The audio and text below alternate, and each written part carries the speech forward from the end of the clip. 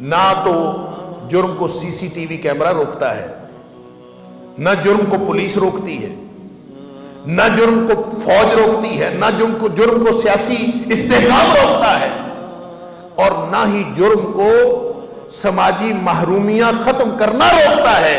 اس لیے کہ جن معاشروں میں ہم آج کل ان کو فلاحی ریاست تصور کرتے ہیں، اور وہ فلاحی ریاستیں ہیں جہاں بے روزگار کو بے روزگاری الاؤنس ملتا ہے، جہاں بے روزگاروں کو گھر دے دیا جاتا ہے، بے گھروں کو گھر مل جاتا ہے۔ جب ان کی ساری محرومیوں کا خیال حکومت کر رہی ہے تو پھر وہاں تو چوری، ڈاکہ، قتل، زنا یہ کچھ نہیں ہونا چاہیے نا۔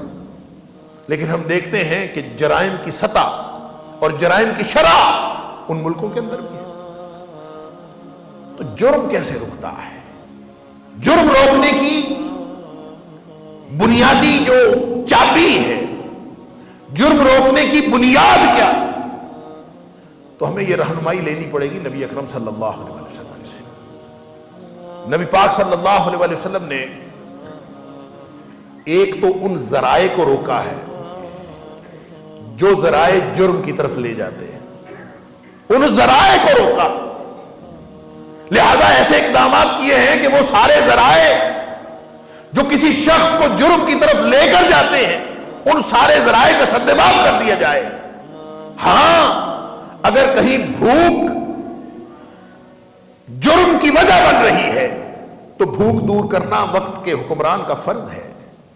اگر کہیں لوگوں کی محرومیاں وجہ بن رہی ہیں تو محرومیاں دور کرنا فرض ہے، لیکن یاد رکھیے محرومیاں دور کر لینے سے اور صرف ان کو خوشحالی فراہم کر دینے سے کبھی جرم نہیں رکتا، بلکہ میں تو عرض کرتا ہوں کہ جرم کو نہ داڑھی روکتی ہے نہ پردہ روکتا ہے، جرم کو صرف ایک چیز روکتی ہے، وہ ہے اللہ کا خوف۔ جس کے دل میں اللہ کا خوف ہو، جس کے دل میں قیامت کے دن اللہ کے سامنے پیش ہونے کا تصور اور عقیدہ موجود ہو، صرف یہ ایک چیز ہے جو جرم سے روکتی ہے۔ اور اگر جرم سرزد ہو بھی جائے تو اللہ کا خوف، آخرت کے دن کی جواب دہی، یہ ایک ایسا تصور ہے۔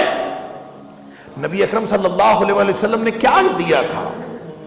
کیا ان کو ایسی محرومیاں دور کی تھی ان کی کہ وہ عرب کی قوم جس کو قرآن کہتا ہے قوم اللدہ، اڑیل، جھگڑالو، 100 سال ایک وجہ پر جنگیں لڑنے والے، وہ چند سال گزرے اور وہ دنیا کے بہترین انسان بن گئے۔ کیا فرق پڑا کہ ماعز اسلمی رضی اللہ تعالیٰ عنہ جرم ہو گیا ہے، کسی نے نہیں دیکھا، گواہ پورے نہیں ہیں، بدکاری چھپ سکتی ہے، لیکن آپ کے خود اپنے آپ کو پیش کرتے ہیں کہ اللہ کے رسول صلی اللہ علیہ وسلم جرم ہو گیا ہے، میرے اوپر حد جاری کر دی۔ اور جب وہ کہہ رہے ہیں کہ میرے اوپر حد جاری کر دیجئے تو وہ جانتے ہیں کہ شادی شدہ بدکار کی سزا پتھر مار مار کر مار دینا ہے، وہی جانتے، لیکن وہ اپنے آپ کو پیش کر، میں آ گیا ہوں، میں نے جرم کیا ہے۔ اللہ، نبی کریم صلی اللہ علیہ وسلم اس کی بات نہیں سنتے، آپ چہرہ مبارک دوسری طرف پھیر لیتے ہیں کہ چلا جائے، کہتا اللہ کے رسول صلی اللہ علیہ وسلم جرم ہوا ہے۔ پوچھا لوگوں سے، پاگل تو نہیں ہے، اس کا دماغ تو نہیں چل گیا؟ اللہ کے رسول صلی اللہ علیہ وسلم پاگل نہیں ہے، ٹھیک ہے، کہیں کو نشہ وغیرہ تو نہیں کیا؟